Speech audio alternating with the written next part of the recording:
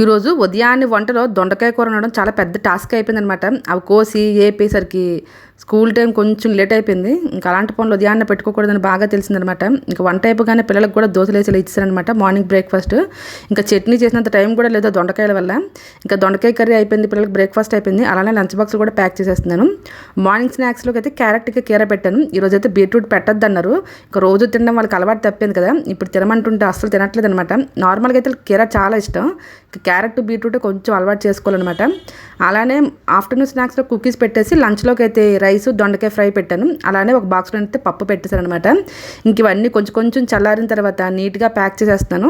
ఇంక ఈరోజు అయితే కొంచెం లేట్ అయిపోయింది కదా, మా పిల్లలు చేసే హడావిడి గోల మామూలుగా లేదనమాట. ఇంక ఇవన్నీ చేసిన తర్వాత పిల్లలకి జడలు కూడా వేయాలి. ఇంకా కాసేపు లేట్ అని బయట ఉంచేస్తారు కదా, అదే పెద్ద బాధ అనమాట. ఈరోజు ఏం జరుగుతుందేమో, లోపలికి వెళ్ళి నేనే చెప్పాల్సి వస్తుందేమో. ఇలాంటివన్నీ ఉంటేనే ఎక్కువ మంది ఫ్రైడ్ రైస్లు ఎగ్ రైస్లు పెట్టేస్తారు. నేను మాత్రం అన్ని పెడదామని ట్రై చేస్తాను.